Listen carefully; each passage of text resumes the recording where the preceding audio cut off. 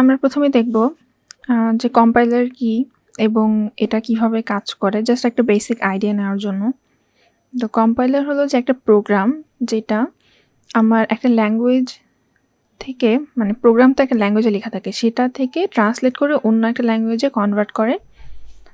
তো এখানে যদি দেখি যে আমার একটা সোর্স ল্যাঙ্গুয়েজ আছে, সেটাকে কম্পাইলার আমার একটা টার্গেট ল্যাঙ্গুয়েজে কনভার্ট করে দেবে। তো ইউজুয়ালি আমার কম্পাইলার হাই লেভেল ল্যাঙ্গুয়েজ থেকে লো লেভেল ল্যাঙ্গুয়েজে এটা ট্রান্সলেট করে। এখন একটা কোয়েশ্চেন হতে পারে যে কম্পাইলার আর ইন্টারপ্রেটারের মধ্যে ডিফারেন্সটা কি, বা দুটা কি সেম কিনা। দুটা সেম না, এখানে আমি একটা ডিফারেন্স দিচ্ছি একটা ক্লিয়ার আইডিয়ার জন্য, যে কম্পাইলারটা ইন্টায়ার প্রোগ্রাম এক্সিকিউশনের আগে এটাকে ট্রান্সলেট করে ফেলে, আর ইন্টারপ্রেটার যেটা, সেটা প্রতিটা স্টেটমেন্ট হলো এক্সিকিউট করে। দেন আমার কম্পাইলার যখন রান করা হয় তখন একটা .exe ফাইল বা একটা আউটপুট ফর্মে আমার এটা জেনারেট হয়, কিন্তু ইন্টারপ্রেটারে এটা কোনো আউটপুট এভাবে জেনারেট করে না। আর কম্পাইলার আমার ফাস্ট রান হয়, কারণ এখানে তো পুরাটা একবার রান হয়ে যাচ্ছে, তো এটা পরে রান করতে ইজি হয়। আবার ইন্টারপ্রেটারে যেহেতু একটা করে লাইন করে এক্সিকিউট হচ্ছে, তো এটা একটু স্লো।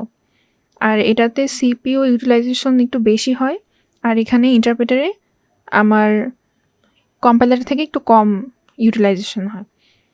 আর এক্ষেত্রে কম্পাইলার ইউজ হয় আমার সি প্লাস প্লাস, রাস্ট এগুলোতে, আর ইন্টারপ্রেটার ইউজ হয় পাইথন, রুবি, জাভাস্ক্রিপ্ট।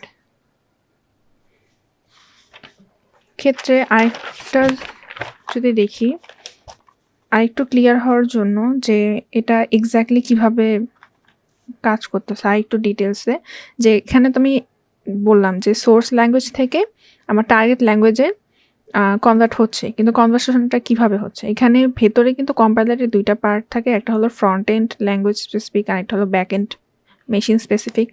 তো মাঝখানে একটা ইন্টারমিডিয়েট ল্যাঙ্গুয়েজ ক্রিয়েট হয়, ওইটাকে হলো আমরা এইভাবে যে যদি দেখাই, প্রথমে তো আমার যে কোড থাকবে, কোডটাকে স্ক্যান করে দেন মানে প্রতিটা ধাপে ধাপে এখানে কাজ চলে। তো এখানে যে স্ক্যানার হয়, এই প্রসেসটাকে লেক্সিক্যাল অ্যানালাইসিস বলে। এরপরে আমার সিনটেক্স অ্যানালাইসিস করে, যেটাকে আমরা হলো পার্সারও বলি। এখানে মেনলি দেখে যে সেন্টেন্স স্ট্রাকচার ঠিক আছে কিনা। তারপরে স্টেপে সিমান্টিক অ্যানালাইসিস, যে আমার যে কোডটা আছে সে কোডের ব্লকে আমার বা লাইনে আমার মিনিংগুলো ঠিক আছে কিনা। দেন আমার যায় ইন্টারমিডিয়েট কোড জেনারেশনে, এই স্টেপ থেকে আমার কোডটাকে অপটিমাইজ করে। দেন লাস্ট আমার যে টার্গেট ল্যাঙ্গুয়েজের বা কোড যেটা আমার লাগবে সেটা আমার জেনারেশন করে। এটা হলো কম্পাইলেশনের স্টেপস। এখন এখানে আমি এখানে লিখে দিয়েছি যে অ্যাকচুয়ালি কোন স্টেপে কী কাজটা হয়। যে লেক্সিক্যাল অ্যানালাইসিস কী করে, যে ক্যারেক্টারগুলোকে টোকেন্সে কনভার্ট করে। আর সিনটেক্স অ্যানালাইসিসে আমার গ্রামাটিক্যাল স্ট্রাকচারটা চেক করে আর একটা সিনটেক্স ট্রি ক্রিয়েট করে। সেমান্টিক অ্যানালাইসিসে আমার মিনিং, দেন টাইপ, ডিক্লারেশন এগুলো ঠিক আছে কিনা এগুলো চেক করে। ইন্টারমিডিয়েট কোডে আমার একটা ইন্টারমিডিয়েট রিপ্রেজেন্টেশন ক্রিয়েট হয়।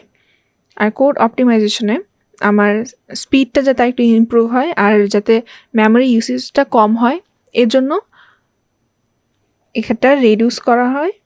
আর কোড জেনারেশন তো আমরা জানি যে এটা অ্যাসেম্বলি অথবা মেশিন লেভেল ল্যাঙ্গুয়েজে আমার কোডটাকে জেনারেট করে। এটাই হলো আমার কম্পাইলারের বেসিক একটা আইডিয়া যে এই জিনিসটা কীভাবে কাজ করতেছে।